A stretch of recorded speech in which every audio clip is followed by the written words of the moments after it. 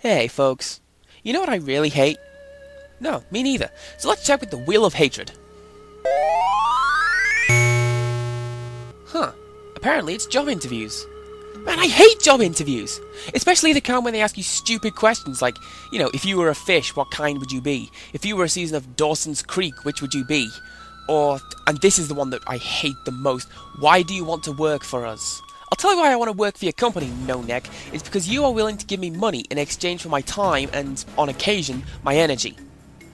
Still, as much as I hate job interviews, I always draw comfort from the fact that I don't have it as bad as the character from today's game, Superhero, a 1988 offering from Codemasters. In Superhero, you play a man with an amazing beard. He wants to be a god, but let's face it, who doesn't these days? And because of this, the gods have told him that in order to become one of them, he has to complete 3 tests in a job interview from Hades. The first test is to gather the inanimate objects of unfeasible power. The second test is to defeat the 5 guardians lurking within a labyrinth. The third test is the test of driving theory. Mercifully, this is an optional test. The fourth test is to purge as much evil from the labyrinth as is humanly possible. Only when you're done with your tasks will you be accepted as a god and ascend to the halls of Asgard. Or Mount Olympus. Or Aru. I don't know, the game doesn't say which gods you're attempting to please. It could be Blind Io and the gang for all I know. In order to defeat the Guardians, you need to find their head lying in some random room of the dungeon, and then walk into it. That's it. No epic battle to the death, no game of skill, nothing. Just pick up the head and be on your way. There is some degree of challenge though. Every time you pick up a head, you have to spend 1 full minute in the dead zone, a barren landscape filled with infinite respawning enemies. If you get hit, then you lose a life, and... Actually no, that's it. You just lose a life. You still get to keep the Guardian you found.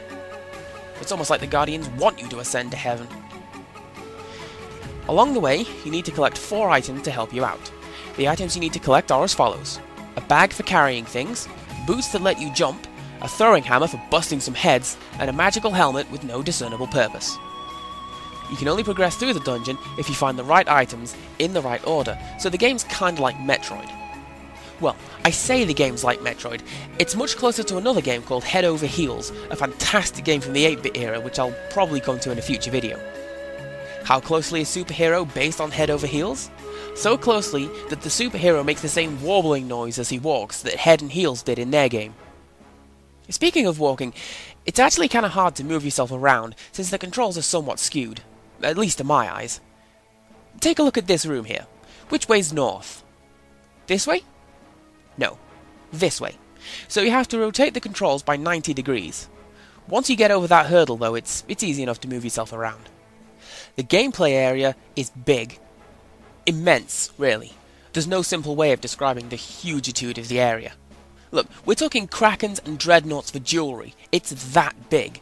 So budding cartographers, this one's for you. As for people who want to complete the game, what the heck are you doing playing on a CPC?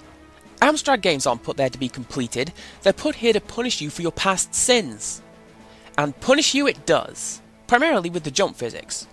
Not only is it hard to gauge where you need to jump in order to hit your target platform, but you fall down very slowly. The slow falling isn't really a problem in and of itself, of course, it's just agonising to watch your character very slowly falling to his death. There's not a lot of music in the game. You get a short tune that plays when you begin the game, and whenever you die, you get a few little bars from Thank You Very Much, which sounds like this.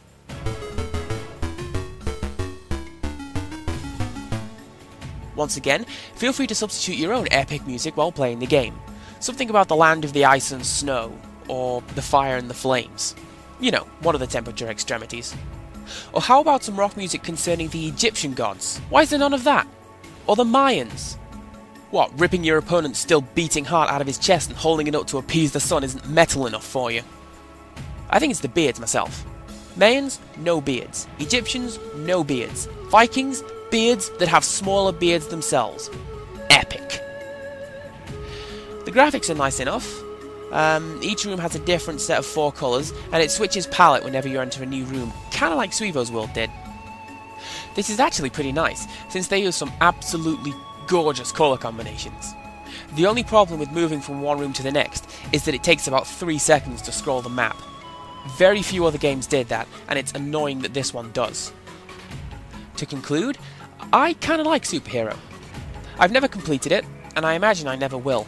The game is massive, and it's randomly generated to boot, so it's very hard and impossible to map. Nevertheless, it's fun to play for about 10-15 minutes at a time. And I'm done. So until next time, goodbye.